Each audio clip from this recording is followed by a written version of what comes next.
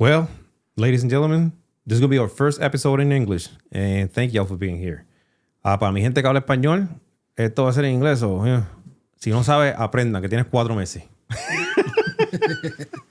All right. So today here, we're going to be chopping it up with a friend of mine that's a filmmaker. And he just put a film out there. When did the film come out? Was it last week? No, it was the week prior. It was about 2-3 weeks ago. October 10th, actually. October 10th, okay. And it's a Halloween movie. And, Halloween coming up, this is the perfect timing for us to have this conversation about the movie. I'm going to let you introduce yourself. Just, tell me your name. I know your name for the people watching. Yeah, for the people, yeah. So my name's Louis Amory. I'm from Texas. First off, I'm an actor, I'm a writer, I'm a director. I've been doing this since I was, started theater in high school, so around 16. Then I went to New York, started acting, got the ball rolling, doing background extra work, all of that stuff. But my strengths started happening when I started writing and directing. And that happened when I was probably 21, 22. So a little over 13 years ago. So where I'm at now is I'm writing and directing my own movies after having trained and worked with people in LA, New York, and so forth. And so that's just where I'm at. What I'm trying to do is write and direct my own work and to be able to put these movies ultimately out in theaters, you know what I mean? Or on streaming. Okay. And you do got some schooling, right? Yeah. I went to Central Texas College for a bit doing TV production. Mm-hmm. And then I transferred over to Austin Community College. Okay. Took a script writing course and then another TV production course. And then when I moved to LA, I worked at the New York Film Academy. Okay. And was lucky enough to take a 12-week filmmaking program for free. Nice. Maybe I shouldn't have said that, but it is what it is. but yeah, I took a 12-week filmmaking program, and that's when I really started to figure this out. Okay. And around that time, right? Did you started shooting your own stuff or not yet? You were just learning. When I was doing the 12-week? Yeah. It took me a second. Because man, that 12-week filmmaking program was a lot. It was 24/7, Mm-hmm. So when it ended, I took a break because I was already working like 2-3 jobs. And then maybe like the following year or so, that's when I started making stuff. Okay. Yeah. And I want to ask you this because, we had this conversation off air and it hit me really hard, that realization, when you had the realization that you didn't actually want to act or do anything else. But you know what? I want to actually produce and direct or write and direct, right? Do you remember like when or what was that spark that you were like, nah, this is what I want to do instead? So when I was living in New York, I remember the exact moment. When I was living in New York, I was watching a Muhammad Ali movie, right, with Will Smith. Mm-hmm. And I started getting the idea that I wanted to start writing. So I had a few ideas, started writing a script. And then after a while, I said to myself, you know what? If I let somebody else direct this, they're not gonna shoot it the way I'm thinking about it in my mind. So I said to myself, I need to be the one to direct. And the more I thought about that, the more I became almost obsessed with it, where I was like, yeah, this is what I need to do. And it got to the point when I started making my own videos and started to actually create what I was thinking and actually doing it exactly how I was thinking, I said, yeah, this is what I'm supposed to be doing. And told me, ultimately, to answer your question, when I would do acting and I'd be on sets, there'd be so much downtime, it would become boring. And I'm the type of person where I just want to be consistently working, Mm-hmm. And you could be, if you're lucky enough to be on a Hollywood set, you could be on there for like 6 to 8 hours without actually having done anything. And then when you finally do it, it's like an hour, and that's starting out. I mean, that's someone with like one line. Mm-hmm. Of course, when you get to Denzel Washington's position, you're probably working all day, right? But I just wanted more control, and more time, more hands-on, bro. Okay. So that's when I was like, I wanna be behind the scenes and be more in control. Okay. Yeah. And that actually makes sense. Like I don't know if I told you about like my specific.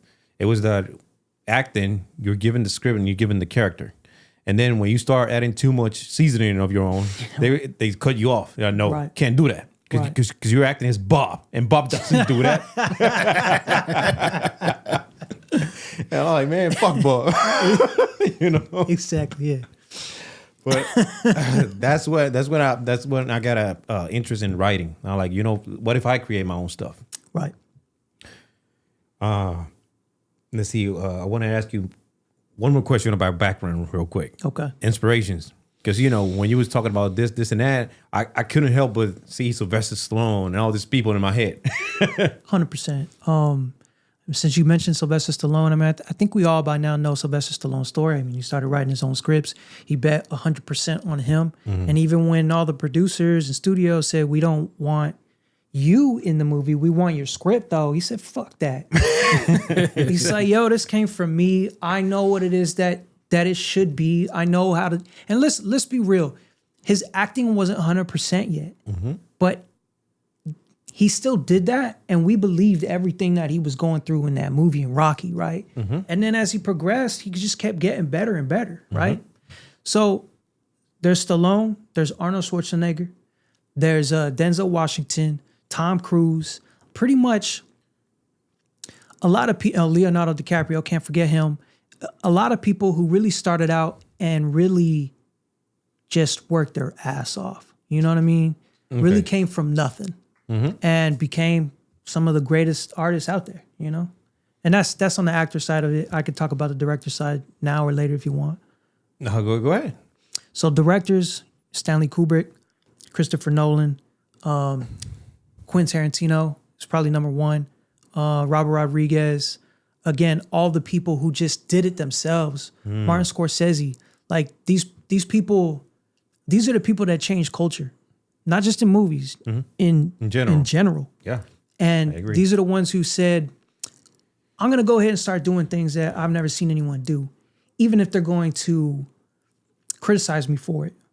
Whether it's too violent or too political or too whatever you want to pick out.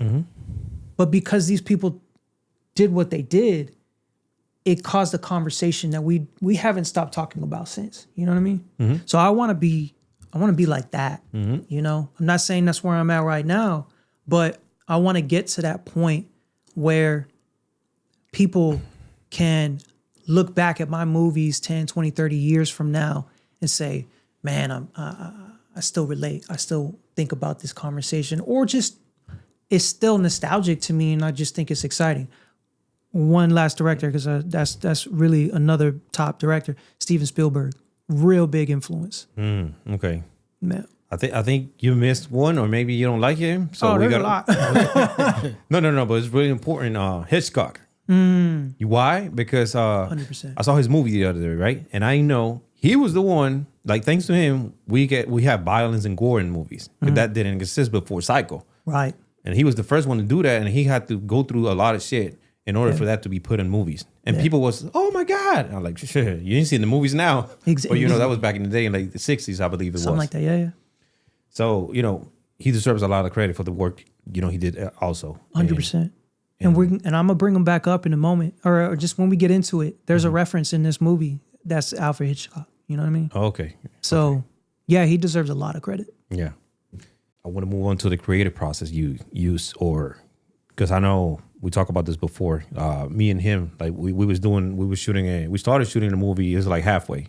We started the other day, but one thing I had issues with was storyboarding. Like it was so hard, like to actually see because when I write, I have I see the movie, right? Yeah. But I don't see the shots one by one. And I remember seeing you storyboarding, you know, and seeing your beautiful drawing abilities. You think they are? I don't think they are. No, I'm just messing with you, bro.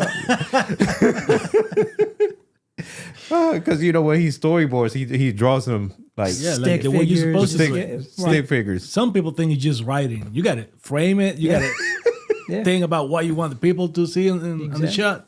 And all that, and people just forget about that. A lot of people forget about that. They be like, "I'm just gonna write this, and it's gonna look good." It's important though, because it's like, for one, you could know every single shot that you want, but there might be a moment throughout the day where you forget. I was supposed to get that one shot I love, but if you storyboard it, you'll have it. And then if you had storyboarded it, everybody can see it. So you all be on the same page. You see, he's shitting on us now. Nah. Every time we go out there, we shoot something, bro, we'll forget something. We're like, Yep. And then when we were, like post production or whatever, like, oh fuck, where's this scene at? And that's because of the storyboard. But that's cool though, because it's just like, we're all starting out, and it's a learning lesson. You know what I mean? Once you mess up on a project, the next time, okay, don't do that again. Do this. So yes, storyboarding is 100% important. I'm gonna get a little conspiracy theories here now, real quick. What do you think writing has to do with water? Because I was seeing a lot of people go into water to write. Like they go to like in the pool. Okay, is it George Martin, the one from Game of Thrones? What's the name? That sounds right. I don't know for sure, but yeah. I think yes. Don't quote me on that one. I know it's George. Yeah. So George, like, there's a videos of him, like when he's like trying to get inspiration to keep writing his books, and like he'll stop and jump into the pool, and then Tarantino said he'll be writing his scripts. He stops, he goes to the pool. Oh. I'm like, what the fuck is in the water?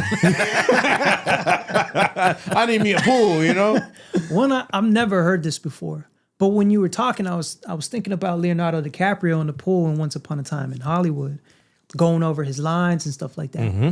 So I guess maybe that was Quentin Tarantino saying that's basically me. But to answer your question, I have no idea why they do that. But now I'm about to try. Yeah. About to get a pool in the backyard. About to go to the public pool. Fuck it. Oh, that was funny. As far as the creative process, right? I brought up the pool situation because I want to, sometimes I try this myself. I'm like, okay, I'm going to sit down for a good hour and get me some writing going on. Mm-hmm. And I write 4 words.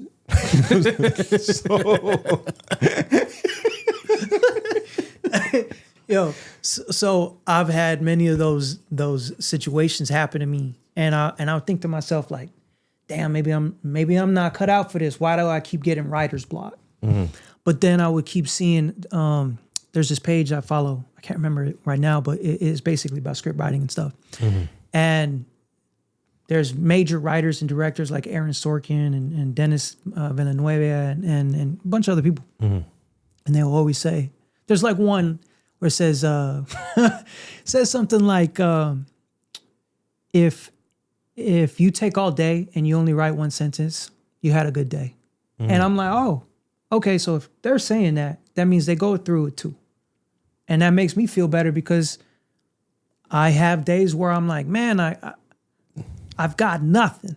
But then I have the next day where I'm like, oh, I'm writing for 3-4 hours straight. Mm-hmm. So it's just part of the process. No, and I was gonna say that, like the same way I those days that I write 4 words, sometimes I'm driving, I got to pull over because I'm going. I'm like, hold on, and I start typing on my phone, mm-hmm. and there I get 4 paragraphs. In 20 minutes in the parking lot. Yeah. How you call Musa in English? Like that? Is it Muse? No, it's not Muse. No.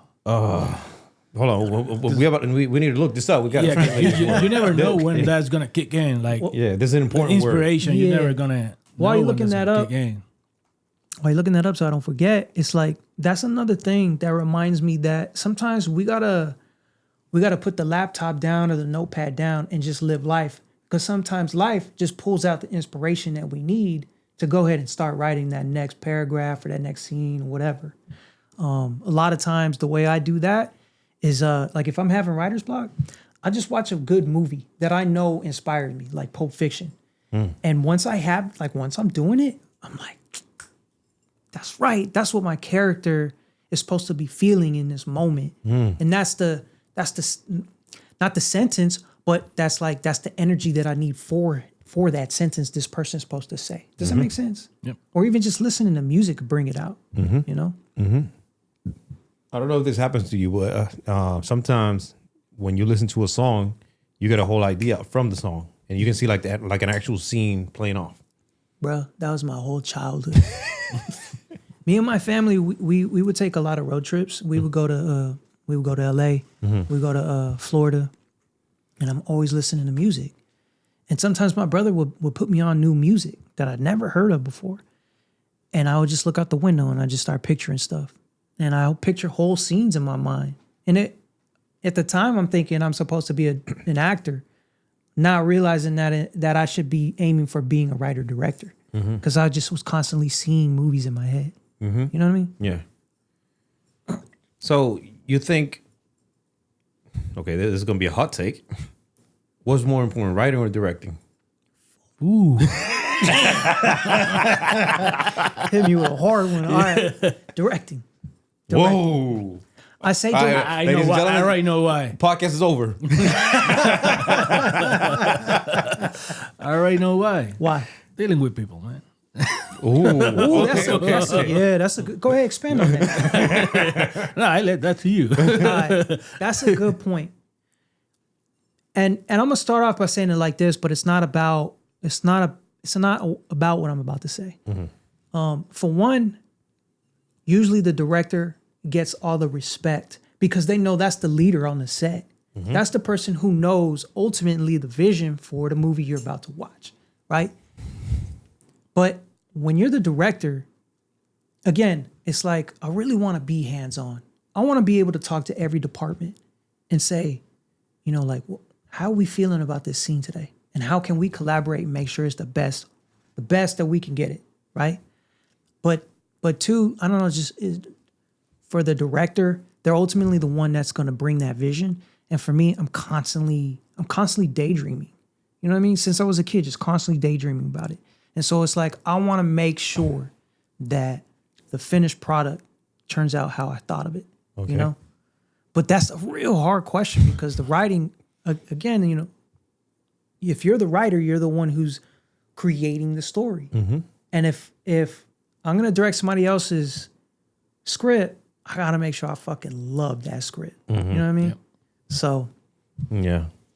No, and expanding on his point, the dealing with people part is it's not like trying to say talk shit about people, but it's like it's so frustrating sometimes for us. Like when we're in that beginning stage, what you can't pay actors, right? So you'll be like, yo, Timmy, what you doing tomorrow, man? I need to put on this wig and play this part for me real quick. So, Jimmy ain't done this shit before. So you got to somehow try to give him acting lessons on the spot, coach him, and direct him. Yeah. And then you can't get upset because he's not an actor, right? And then if you continue, he'll get upset and he'll be like, man, fuck this shit. You ain't even pay me. I know, 100%, yeah. So it's that fine line, like, man, I don't know what the fuck. And then we're like, how was the shot? And you're like, it's good, I guess. I guess it was good. I guess we can move on. No, you're right. Because in the last couple of movies that I made, we're dealing with new actors, No one's like 100% trained. And so there are moments where I'm like, okay, that was okay, but I know we could do better, And what I like is that we're all learning this together. I'm learning how to be a better director while you're learning how to be a better actor. I'm learning how to better explain to you what it is that I want to see from you without forcing you to do it exactly how I want to. Because, and I heard this before, but it's like, if I tell you exactly how to act, I'm taking all the fun and creativity away from you. Yep. So I don't want to do that. But we gotta learn how to work together. And I love that creative process. Collaboration is everything when it comes to movies. Yeah. That's why I don't like this AI bullshit that's happening. We're not about to get into AI, but that's why I don't like that when it comes to Hollywood, because this should be about teamwork, collaboration. You know what I mean? That's what I really like about it. No, and then with the whole, that's a whole another podcast. But real quick, AI actors, right? I don't want to say I don't like it just because of it's AI. It's just because I know what actors go through, through the training to get to that point where you're like, okay, in this next scene, you need to cry on cue. And they transform, they fucking pull demons. I don't know what they do. And they start really crying with, snot coming out and everything. That's like real pain right there. You can see it on the screen and it's amazing. The AI be like, you need to cry. Okay, it's going to cry. It's a machine. and you as a person watching it, I don't think that you're gonna be as affected by it because it's like when we see a human go through it. Like I'll throw out an example. Denzel Washington in The Hurricane. When he's having that meetup with his lawyers, and they're like, we're gonna have to do another retrial or something like that a year from now, and he's like, no. He's like, no, you need to do this now. And in the moment, I mean, man, he pushes that phone in front on the window and he's like, get me out of here. You know, you can feel that emotion because you know what he's going through. If you see an AI actor, I don't even want to say AI actor. You see, if you see that do that, I don't think that you're going to get emotional from that, you know, because you know it's fake. Mm-hmm. But Denzel's real and you've seen him before. You've seen his progression. You've seen like, damn, for him to get to that point, you respect the amount of work that he put into it, you know? Mm-hmm. Okay, bro. Now we're moving into the film. So, you know, the floor is open. You can talk about whatever you want. Basically, just what is the film about and how did it come about, and just expand on the film itself. Okay, so I'll start out by saying how this came about because it's like, well, for one, I love the movie, the original movie Halloween. Mm-hmm. Some people may not like it because it's a little slow at times, but to me, it's a classic masterpiece. Real quick, all the Halloweens. Which one's your favorite one? It's got to be the original. The original, yeah. But the follow up would probably, even though I have my issues with it, I would say Halloween H2O. Probably because when I watched it as a kid, I don't know. I think I think it's just nostalgic for me. Oh, okay. But because it had been like 20 years or something since they had made it. Mm-hmm. So they made Halloween H2O, and Halloween H2O has its faults, right? It's got some things that bring it down a bit, but but ultimately I think it's a good story. And I think it's one of Jamie Lee Curtis's best acting. Okay. And I'll go into it more later, but yeah, those two movies I think are the best. And so I say probably I would say probably around like the last 7 years around Halloween, I would say, man, I kind of want to just make a Halloween scene just to post online. Nothing crazy. Mm-hmm. Just put it on Instagram or something. Mm-hmm. So basically you were shooting for real. Basically. Mm-hmm. So every year when I would think about doing it, I just put it off. Wouldn't put it off. Okay. So last year is October 15th. And I said, you know what, man, I really feel like doing this. I was talking to my friend on the phone. He was like, yo, man, let's just do it. He hyped me up. I said, all right, let's get into it. Again, thinking about just doing a reel. But the more I kept writing, the more I'm writing an actual movie. Like, it was only supposed to be 10 minutes. Mm-hmm. It ultimately became 30. But it didn't start out like that. And so my story started off kind of basic. Because again, I just wanted to make just a reel. And so I ultimately churned the movie into something.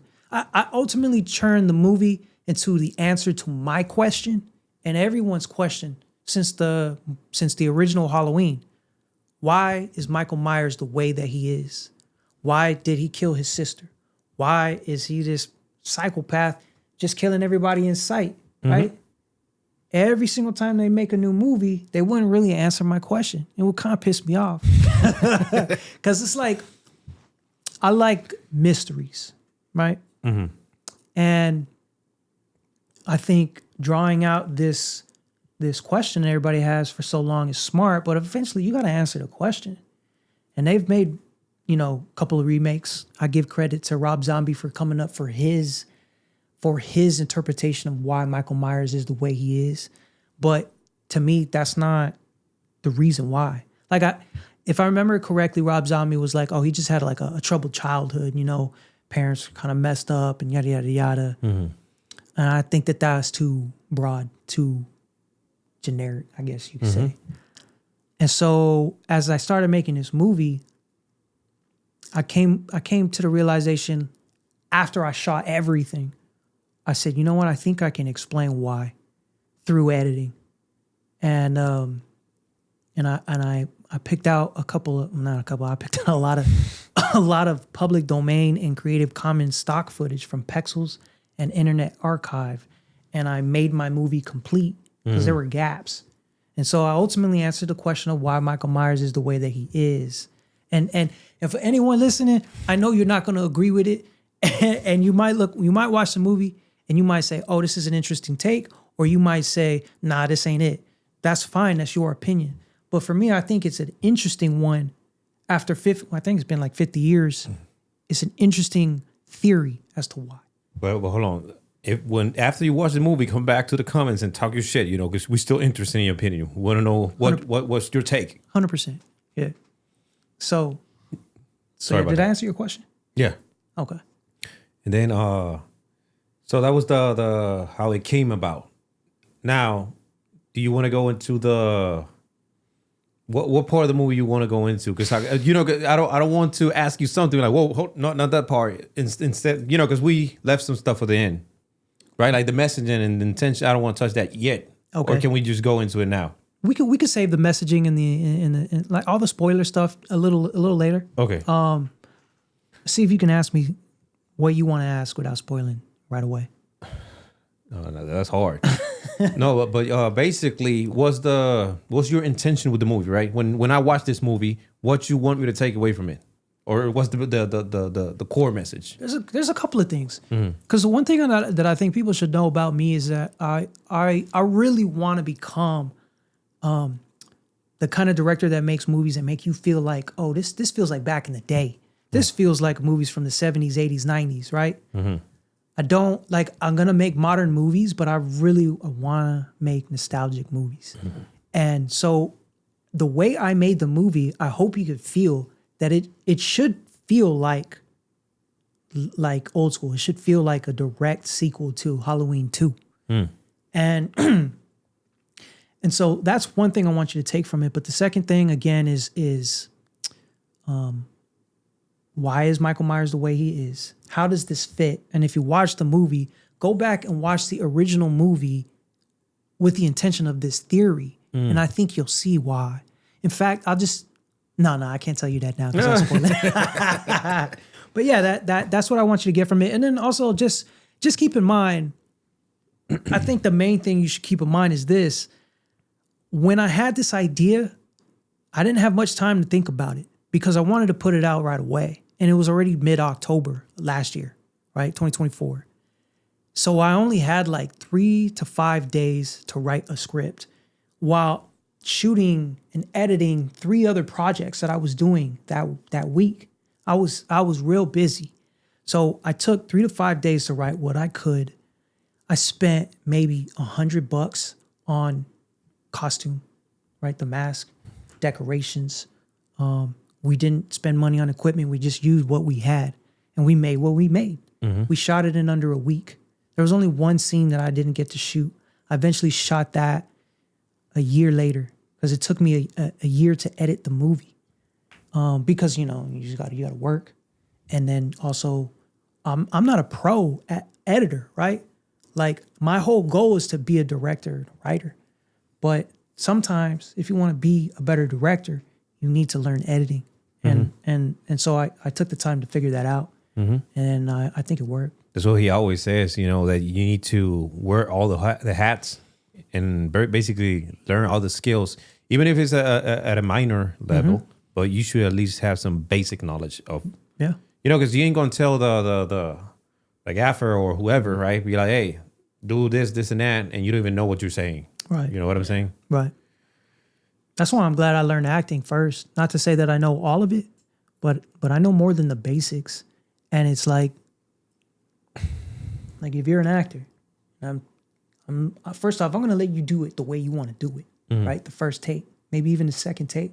But then once I see that you may not be hitting the points that I want you to hit, then I'm going to try and coach you or just throw out some suggestions, let you figure it out, Mm-hmm.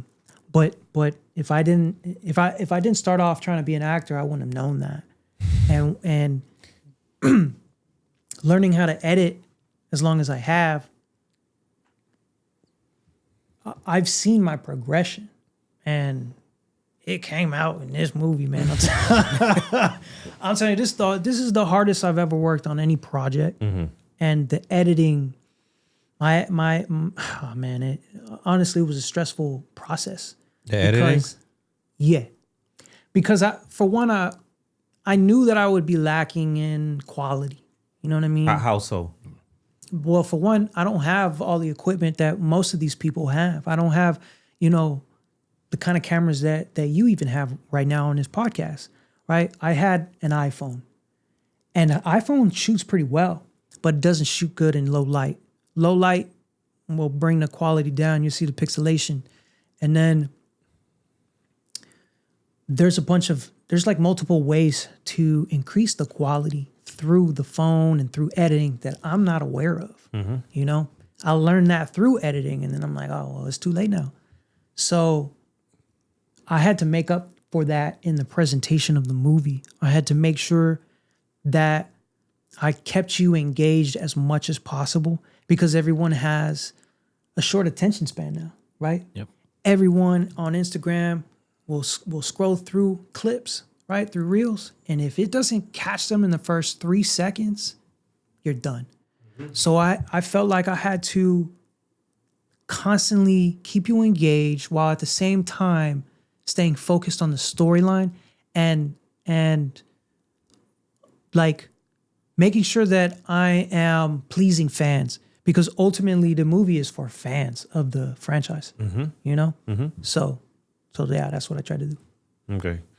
What you said about the iPhone with the low light, is there, well, you maybe you know, is there a way to, with the lighting, to create, or you just need a better camera?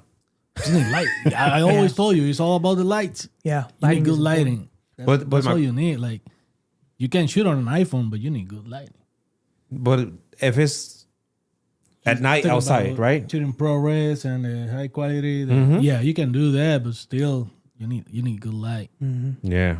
And then another thing about the iPhone is this, you know, depending on the lighting situation, if the light hits the phone the wrong way, you're gonna get a flare, a little lens flare. Yeah. And that's annoying, you know? So thankfully, I don't know if that actually happened at all in the movie. And if it did, it happened once, maybe twice. But thankfully it didn't happen a lot. But yeah, so I had to make sure that the movie looked as good as it did with the phone. And the way I did that, and this is again another learning lesson, the last movie that we worked on, which was the Scream fan film, we didn't really focus much on lighting, right? and that's why I ended up being in black and white, because You couldn't color grade it. when I tried to, there were so many inconsistencies with light. If like there was a shadow here on one shot, when it flipped over, like or whenever you see a different angle, that shadow was gone for some reason, and it just, I don't know, it didn't work. So when I did it in black and white, it seemed consistent. So and then again, you know, I wanted to kind of be old school, so I thought, oh, kind of Alfred Hitchcocky, right? Psycho, you know what I'm saying? Black and white, right? And then another thing, you got to take advantage of it. you know what I mean? Then I'm trying to be different. I've never seen a Scream movie that's black and white, so I'm like, all right, why not? But through that process, not figuring out the lighting, I said to myself, all right, I need to make this work, right? So I said, first off, I need it to be interesting. And I think the first thing that I wrote was the scene with me dressed up as the clown, right? I put black lights in the room so that the colors would pop, right? Yeah. Then I realized, you know what? Let me spread these black lights out throughout the apartment so everything could pop as much as possible. And visually, it made it look interesting, right? I think it worked because of those black lights. And the only reason why I dressed up like a clown was because I wanted to pop. That and Halloween. It was Halloween. Yep. And thank you, yes. Like, that's another thing. I want the movie to feel like it is Halloween, right? Everyone should be dressed up, or most of everyone should be dressed up. So yeah, that's the feeling that I was trying to give everyone. Okay. And then the lighting itself in the apartment is justified by the fact that it's Halloween, right? Because when I saw it, it looks cool, but it's like, hold on, you're not gonna nobody lives in an apartment like this, right? But on that day, it's okay. Yeah. It's okay. 100%. I think. I'm sorry. Go ahead. No. I was just gonna say that like these scenes evolved over time. That like just like different drafts of a script. This scene started off where I think the apartment was supposed to be where the party was going to be at, but I think eventually I figured out it would end up being a problem. So I just made it that this dude is just a fan of Halloween and he just dressed up his apartment this way. You know what I mean? And he's getting ready to go to a party, right? But again, that's why I dressed the whole apartment that way, because I wanted it to look interesting. I wanted it to feel like Halloween, and I wanted the lighting to be good. And that whole, I told you about that whole scene right there is my favorite one, because it highlights like the isolation part of what we're living through right now. And this dude, he just turns up by himself. Like he figured it out. He's like, okay, I don't need anybody to turn up. I'll turn up by myself. Right. And he was having a great time, right? Yeah. And that's crazy to me, because the movie takes place in some other time, right? Not like in the present day, and it reflects what's going on right now, right? Because I don't know how you guys feel, but I feel like after 2020, it was like we went through a portal into another world, and everything's different now. Everything's different. That's how I feel about it. And this film made me thought it's a good film. I told you about this, and then it makes you reflect on a lot of things that are going on right now. And I think that's the most important thing about art, right? Because movies, in the end of the day, are art. And in art, if it doesn't have a message or, some type of expression, then to me, just like it has that, it's hollow, it's like empty. Yeah. But yeah, I saw that. Is there anything else that you intentionally put in there that I didn't see as far as a message? There's actually a few. And the cool thing about it was that it came through editing. I didn't write it down yet. It was like when I was going through the editing process, putting the film together, I was like, there's a gap here. Something's missing, And I started figuring out that if I start adding in certain things into the movie, it could help out. And I accidentally came across this, like for instance, there's a scene in the movie where Michael Myers walks in this room and there's a TV playing. And on the TV is a commercial, right? I always wanted to put a commercial on the TV. I knew that. But I didn't know what commercial it would be yet. I almost threw like a fast food commercial in there, right? Because it just to have a commercial. Just to have one, But I came across this one old commercial that was public domain. And it was a kid. It's man, what would you call it? It was like back in the 70s or something. There was some kind of an organization that made sure that what the kids were watching were appropriate, right? It's almost kind of like parental advisory when they would put it back on music albums and stuff, right?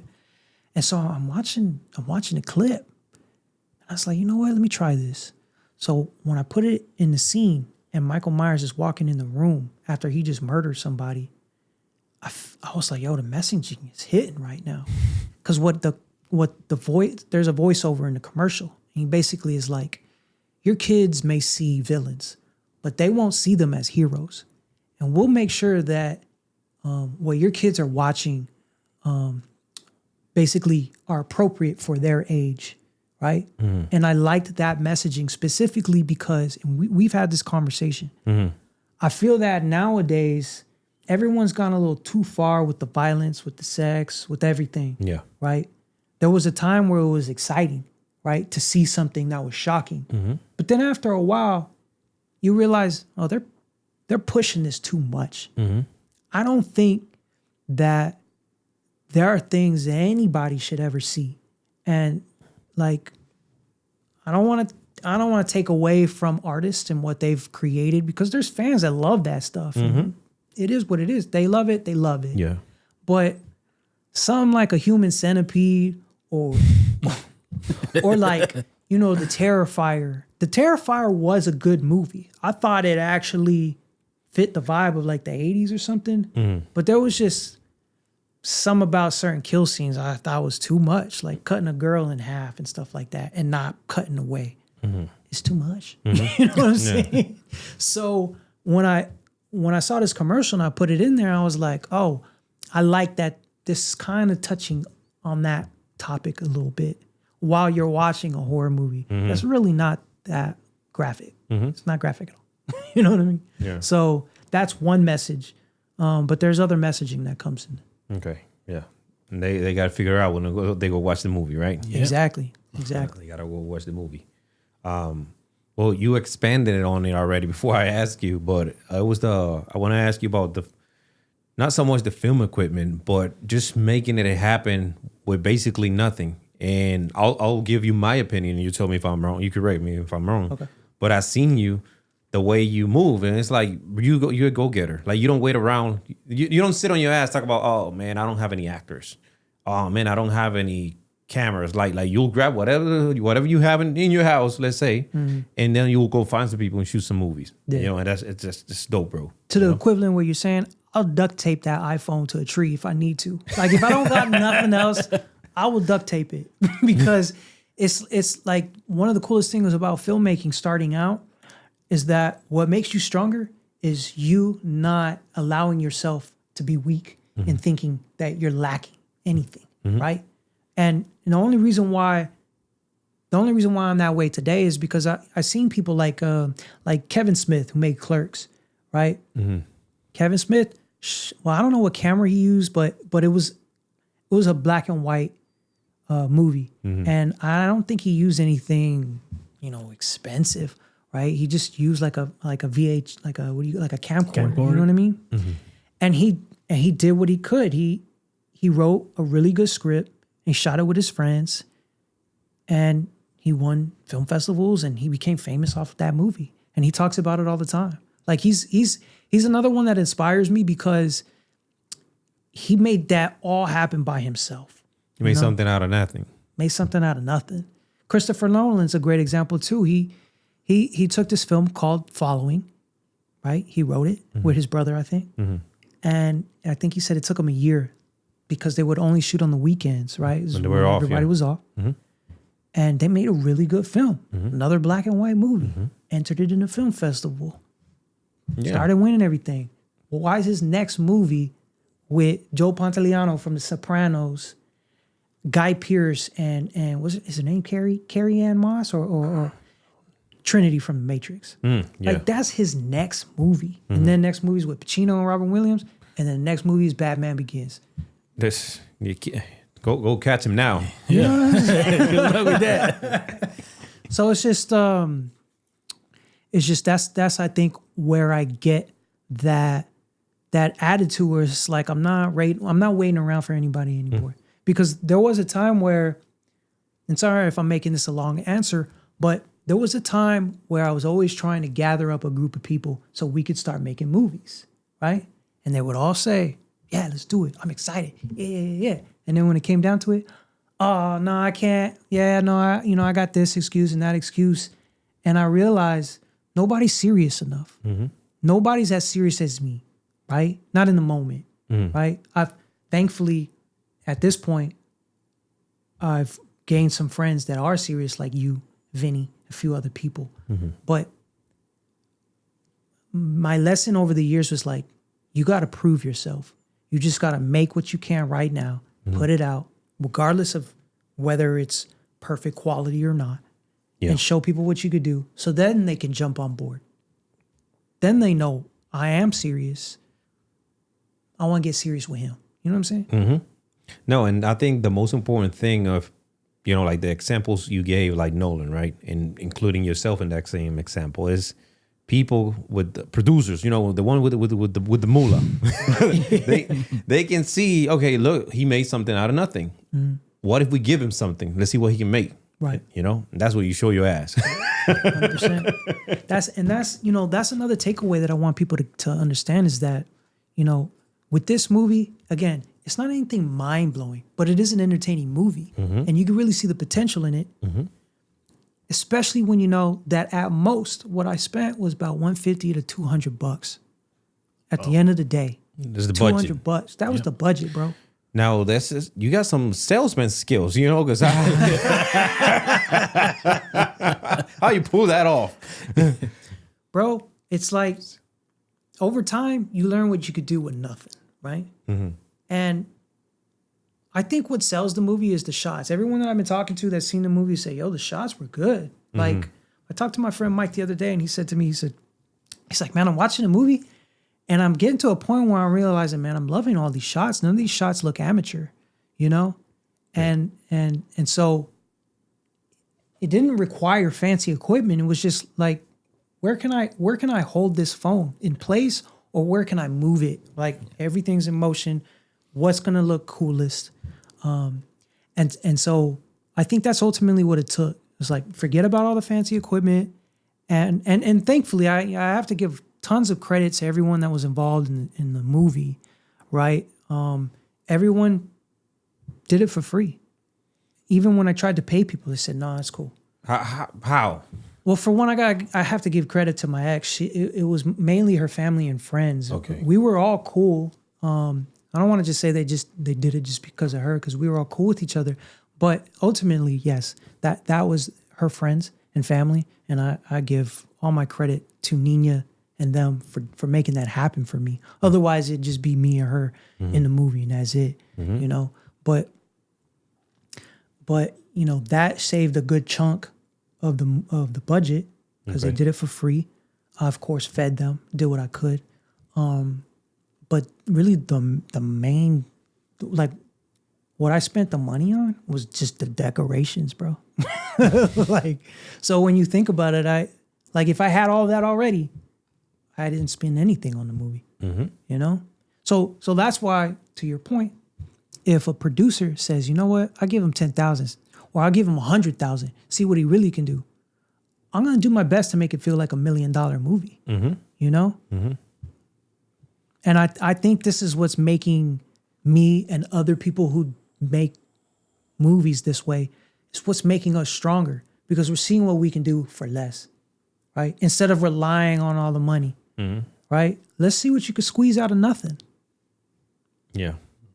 Yeah, don't be like, I need a 25,000 camera, then I'm gonna need a 50,000 lens. Right. Then Right. yeah. I mean, it helps. Yeah, it does, but but it's not all about that. Like, exactly. yeah. And like true film lovers, bro, they will go back and watch a movie that doesn't have that kind of a budget, doesn't have those lenses or those cameras. What matters is that story. Woo!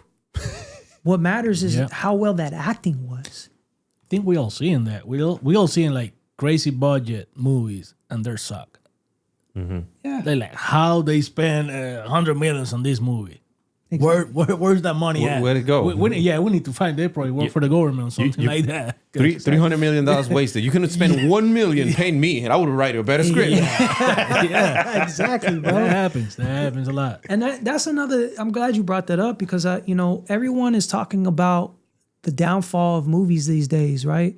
And I think it's because they're spending way too much money, and they're relying too much on special effects, and they're relying too much on the fact that their cameras are digital and they can make as many takes as they want. But back then, when the acting was amazing, they had to come ready on set, because with film, actual film, you can't be doing that many takes, bro. You're wasting our money. Yeah.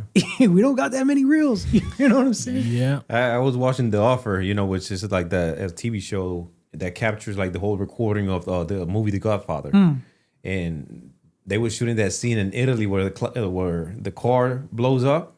Okay, yeah. And Francis Ford Coppola, he's like, okay, listen, guys, this is one time thing. Yeah. We're gonna blow up this car, and that's it. We don't have any more money, so do it right. And they just did it all one time. And that was it. That was a one take. Yeah.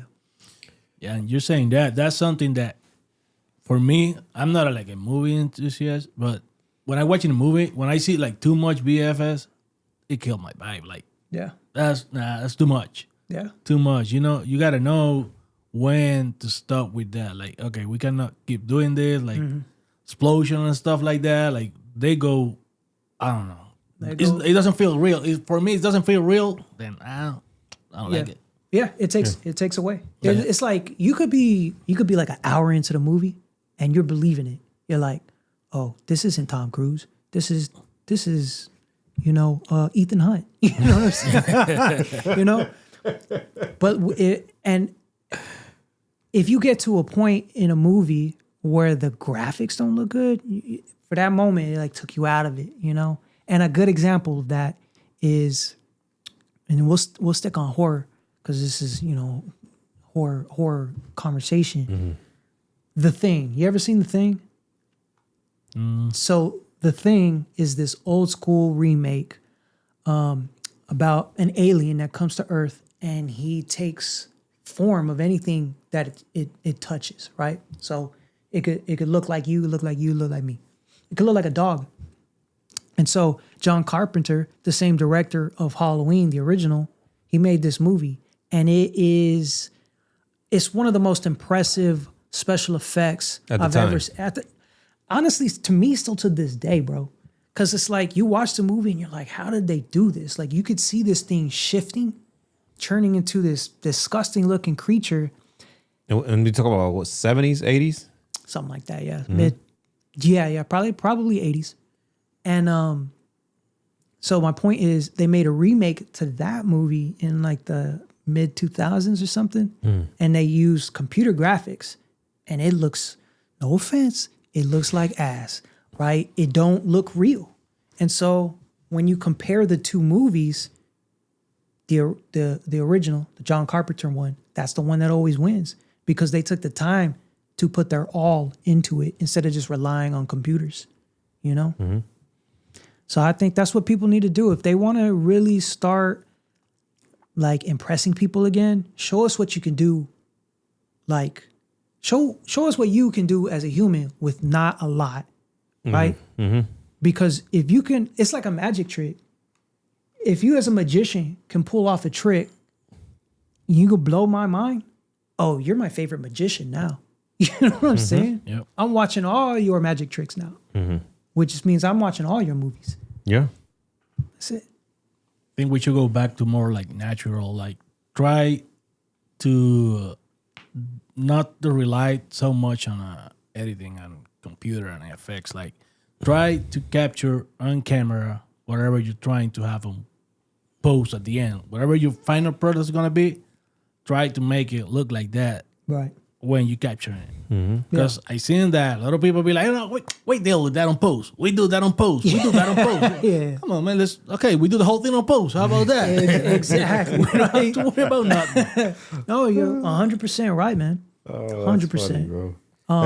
Go ahead. No, I was gonna say that's why my favorite genre is, I think, it's drama, because you can't get away without a good story, because drama is basically a lot of talking. Yeah. So if you don't have a good story, how you gonna have a good drama? Yeah. Good example of this, one of my favorite movies, My Dinner with Andre. Yeah. This is a whole movie. It's two guys sitting in a restaurant talking shit for like 2 hours. Mm-hmm. But think of it. If I tell you, we're going to make a movie, it's going to be me and you in a restaurant talking for 2 hours. That's all I say. You be like, bro, we ain't going to do that shit. Oh, no, I'd be down. Ain't nobody going to watch that shit for 2 hours. No, you're right. A lot of people probably wouldn't unless they had a big name, right? But if you make that conversation real interesting. Exactly.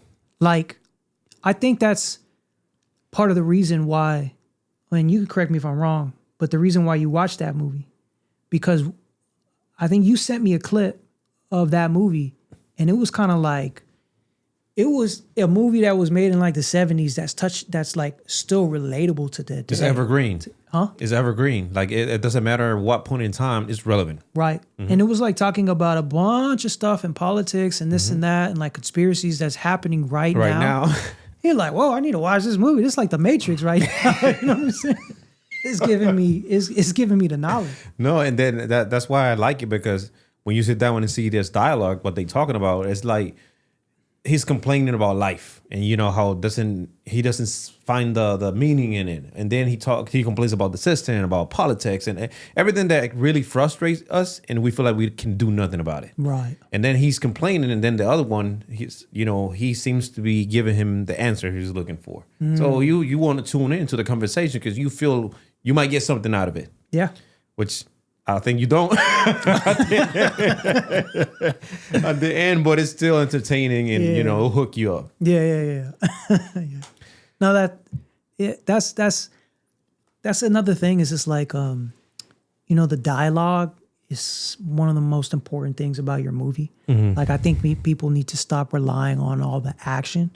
Don't get me wrong, it's great, but there's got to be a really good balance. People who love Quentin Tarantino's movies, a lot of the time love it because of that dialogue. That dialogue is woof. Royale with cheese. Royale with cheese. It's slick.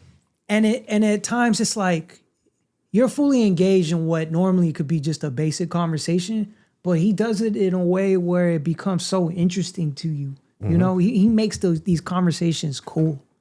And so I think that's what a lot of people need to go back to is let's get back on making sure that the dialogue is really interesting. It's what's really keeping us engaged. Because these kids these days, they are constantly on their phone. And if they're on their phone, right, they're not paying attention to the movie. But if what they're talking about is like piquing their interest, they put that phone down. You know what I mean? Yeah. So, I mean, I hope anyways. I don't know. Bro, moving on to future projects, because I want people to go into your channel and look at your movies and these are, expanding on other people's ideas. Since they're fan projects, the last two, right? So moving forward, you do have a bunch of original ideas that you're probably working on, right? Yeah. No, I got a ton. I got a whole 30 pages of ideas, but the reason why I started off with 2 fan films is because I knew that they would be lacking in quality and that I'd probably make mistakes. And one of the things that held me back in making anything, when I was younger was because I was afraid of failing. And this time around, I said to myself, well, if I'm going to fail, let me fail on a fan film because people won't hate you as much. But if I fail on an original, then they try to stamp you. Yep. Yeah, he ain't got it. You know what I'm saying? So I started off with the fan film, and now I'm confident enough. I'm like, okay, I'm ready for the originals. Well, we got towards the end, here's where we will cut, but we'll tell you to cut it and go watch the movie and come back because there's going to be some spoilers. So, hey, bro. And you know what? I'll be honest with you, I kind of messed up because I probably should explain a little more about the movie first. But basically what this movie is it's a sequel to Halloween 2, right? And I should again say this is a fan film. I don't own the rights. All the rights are to, Blumhouse and trans, it's to the original creators. But this movie takes place 21 years after Halloween 2, when Michael Myers gets burned at the end, right? At the end of Halloween 2, he's dead. If you watch documentaries, they had no intention of making sequels. They're trying to kill his character off. And so they eventually made sequels, but mine is direct sequel to that, and he's pissed. So he's coming back for revenge. He's been sitting for 20 years, and if you watch the movie, you'll learn there's something that's going on with him internally, right? That happened to him as a kid, which answers the question: why is he the way that he is? And through this movie, he ends up purposely going after Dr. Loomis's daughter. Dr. Loomis is his psychiatric doctor when Michael Myers was a kid, right? And so for some reason, he kind of blames him for some stuff. I won't get into it. But here's the spoilers. What do you want to know exactly first? No, because the brainwashing. Okay. First off, what'd you think about it? About what? The brainwashing scene. Have you seen Halloween, the original? Just about like the first one. Yeah. But yeah, because you know how it starts off, like they're at the house and he kills his sister. Is it? Yeah, he kills his sister. And then they take him away. Right. The way that starts out, like this is what's interesting about this scene, this brainwash scene. Because again, spoilers, if you haven't seen it, go stop, watch it, come back. But what's interesting about this scene is that he gets a flashback because he was triggered by something. He gets a flashback and finds out that there were these psychiatric doctors that were experimenting on him because, and I don't say this in the movie, but one of them was affiliated with the MK Ultra project that the CIA created, right? And I got this idea because I was watching this Charles Manson documentary. I said, oh, this is interesting take. And it made sense to me because ever since I watched that original movie and every time I watch it, one thing didn't make sense to me. If you go back and watch that original movie, Michael Myers kills his sister, and when he walks out of the house and he's still wearing this clown mask, his parents come up to him and they're like, Michael. They take off his mask, and then they finally show his face, and his face looks stunned. He looks like he just woke up out of a trance. He's confused. And ever since I seen that shot, I said, this don't make no sense. There's something wrong with him. Like, clearly there's something wrong with him, but something happened to him before this scene. And so I kept waiting for future movies to expand on that, say why he did what he did, and they would never really truly answer it. So I said, you know what? I'm just going to make up my own answer and see if people agree with it, because I thought it was an interesting take. And so what happens is that these doctors were putting him in a chair and making him watch a bunch of negative images similar to A Clockwork Orange, right, with Stanley Kubrick. They were showing him shocking images as a child of war, violence, knives, and sexuality, right? Women, beautiful women, naked, right? But then immediately following up those images with violence. And it made sense to me because it's like, okay, in the movies, in the original movie, he keeps going after these girls, these babysitters, right? And it's like, okay, well, why does he keep going after them? At the time, there is nothing connecting them to him. Why does he keep going after them? So it made sense to me that these doctors had brainwashed him and pretty much was trying to experiment to see what they could do to a child. Because children, they're like human sponges, right? Whatever you show them and tell them, they keep with them. And they change their personality based off of that, right? And so in this MK Ultra project, I think that's what they were doing to adults. They were seeing, what can we do to these people's minds? How can we turn them into trained killers? Yada, yada, yada. And so at that time in the 60s, no, started in the 50s, and in the 60s, all this Charles Manson stuff started happening. And later on, we find out that there is a connection to the MK Ultra projects and Charles Manson. I found that really interesting.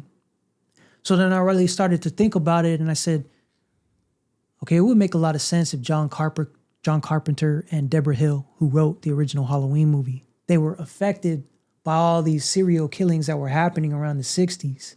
Because you got the Son of Sam, you got the Manson murders, you got a whole bunch of stuff that was happening. And if they found out about the MK Ultra project, it kind of makes sense to me if they created a backstory for Michael Myers that they never told anyone. Because usually when you write a script, you want to create a backstory for your characters. You don't always have to explain it all. So it just makes a lot of sense to me that that's what happened, you know? Yeah. Mr. John Carpenter, whenever you want, you can come by the podcast. Just explain that. Sit down with us. You don't have a conversation and go over this. Well, bro, is there anything else you want to mention or add on to, before we go? Where can we watch the movie? Yeah, good call. You can watch the movie on YouTube. I wanted to put it on Vimeo, but I couldn't because of the music. A lot of the music that I chose to use is from the YouTube audio library. One thing that if nobody knows, you can use their music for free if you're trying to make your own movies or videos or whatever. But it has to be on YouTube. So you can watch it on YouTube. You can go either look up Halloween Fear Rising, or you can go on my channel, which is you can either type in Louis Amory, or you could put in Louis Keys. It should pop up. And you can also follow me on Instagram, which is also No, you could put in that's Amory. Yeah. So yeah, follow me on that. You can find the link, or you could just type in the movie on YouTube. That's it. Yeah, we'll link it in the description too. Should be fine, right? Since it's from YouTube, right? It's hey, you stay on the platform. Exactly. There you go. Stay easy. Yeah, easiest way. So yeah, anything else, bro? Or that's it? That's it for me. Unless you got any other questions. No, I don't. Have Oh, you know else. what? One thing, because we were talking before we started. We were talking about Alfred Hitchcock. And there's a few Easter eggs in the movie if you pay attention. Uh-huh. But there's one shot in the movie where you see Michael Myers about to stab someone, and you see a shadow. And what I did was, because I don't know, I want to do my own little Easter egg. I took the silhouette from Psycho, right, and I put it in the movie. Mm-hmm. So I made Michael Myers' shadow the shadow of the Bates character, mm-hmm. Norman Bates mm-hmm. from Psycho, when in the famous scene in the shower. Yeah. And another reason why I did that was because the woman with the famous scream in the shower, that's Jamie Lee Curtis's mom. And Jamie Lee Curtis is, she is the lead actress in Halloween. She got named Scream Queen for so many years because of this movie. Mm-hmm.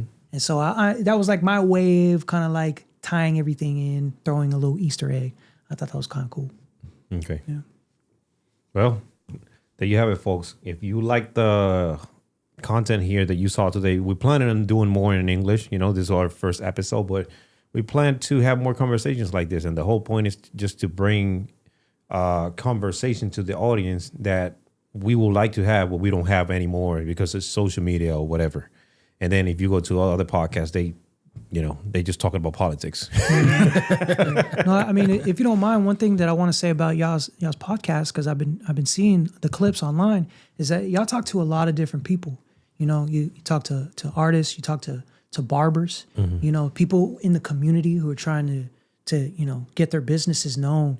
And so, I give credit to you guys for giving everybody a voice, giving me a voice. I think that's dope. So, everybody go follow them, follow the Instagram, follow the YouTube. Thank you. Anything else? Nope. No. I'm good. All right. We'll see you on the next one.